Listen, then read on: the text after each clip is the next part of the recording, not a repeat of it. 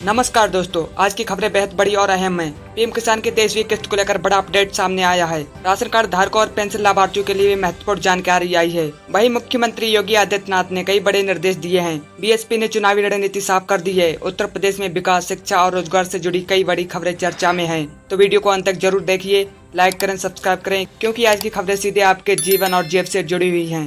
तो चलिए शुरू करते हैं। पीएम किसान योजना में बड़ा अपडेट। प्रधानमंत्री किसान सम्मान निधि योजना के करोड़ों लाभार्थियों के लिए बड़ी खबर है। 23वीं किस्त का इंतजार कर रहे किसानों को सरकार ने KYC और बैंक डिटेल्स अपडेट करने की सलाह दी है। जानकारी के अनुसार 30 जून 2026 तक KYC पूरा करना जरूरी माना जा रहा है। जिन किसानों की KYC या बैंक खाते की जानकारी अधूरी होगी, उनकी अगली किस्त अटक सकती है। कृषि विभाग लगातार किसानों को समय रहते प्रक्रिया पूरी करने के लिए जागरूक कर रहा है। पीएम किसान योजना की 22वीं किस्त मार्च 2026 में जारी की जा चुकी है। अब किसानों को 23वीं किस्त का इंतजार है। फिलहाल आधिकारिक तारीख घोषित नहीं हुई है, लेकिन जून या जुलाई में किस्त आने की संभावना जताई जा रही है। राशन कार्ड धारकों के लिए जरूरी खबर। उत्तर प्रदेश में जून महीने का निःशुल्क राशन वितरण जारी है। राष्ट्रीय खाद्य सुरक्षा अधिनियम के तहत कई जिलों में 25 मई से 10 जून तक राशन का वितरण किया जा रहा है। लाभार्थियों को सलाह दी गई है कि वे अपना आधार और KYC समय पर अपडेट करा लें, ताकि राशन लेने में कोई परेशानी ना हो। सरकार का दावा है कि नई व्यवस्था से पात्र लोगों तक राशन पहुंचाने में पारदर्शिता आएगी।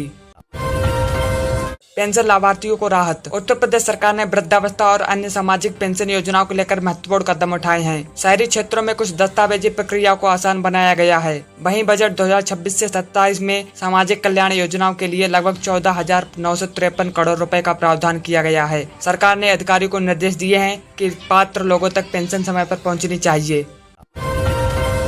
कांस्टेबल भर्ती परीक्षा पर सीएम योगी का बड़ा निर्देश। उत्तर प्रदेश पुलिस भर्ती परीक्षा को लेकर मुख्यमंत्री योगी आदित्यनाथ ने अधिकारियों को महत्वपूर्ण निर्देश दिए हैं। परीक्षा केंद्रों पर सुरक्षा, पारदर्शिता और अभ्यर्थियों की सुविधा सुनिश्चित करने पर जोर दिया गया है। साथ ही अभ्यर्थियों के लिए परिवहन और अन्य व्यवस्था को भी बेहतर बनाने के निर्देश दिए गए हैं।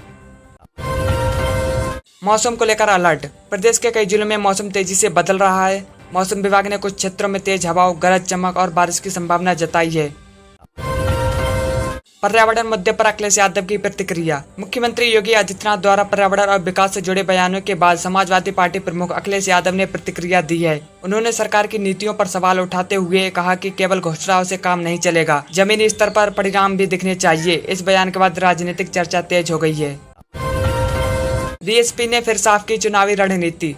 बहुजन समाज पार्टी प्रमुख मायावती ने एक बार फिर स्पष्ट किया है कि उनकी पार्टी अपने दम पर चुनाव लड़ने की रणनीति पर कायम है। उन्होंने गठबंधन की अटकलों को खारिज करते हुए कहा कि बीएसपी अपने स्वतंत्र राजनीतिक ताकत पर भरोसा करती है। राजनीतिक विशेषज्ञ इसे 2027 विधानसभा चुनाव की तैयारी के रूप में देख रहे हैं।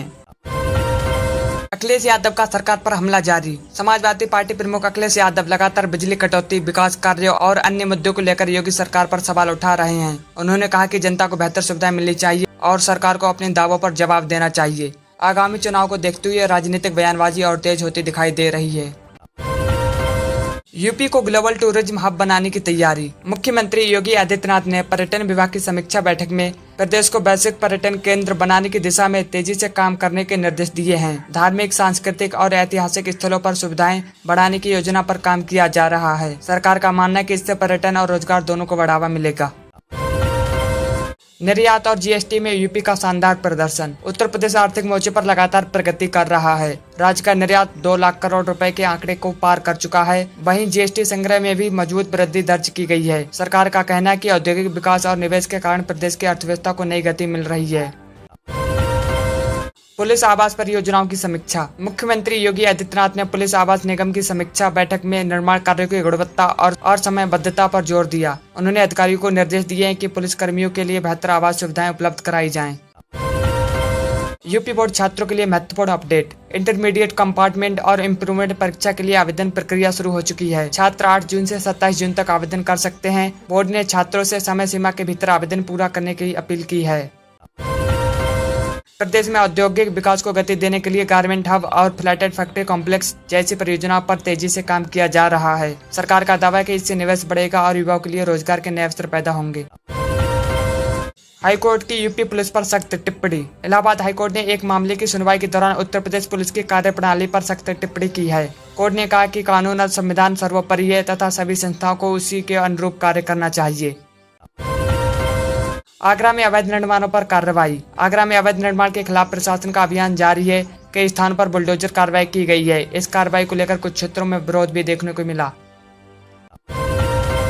सरकारी खर्च में कटौती की पहल। सरकारी खर्च को नियंत्रित करने के लिए वाहन उपयोग में कटौती और कुछ क्षेत्रों में वर्क फ्रॉम होम जैसी व्यवस्था पर जोर दिया जा रहा है। सरकार का कहना है कि इससे संसाधनों का बेहतर उपयोग संभव होगा।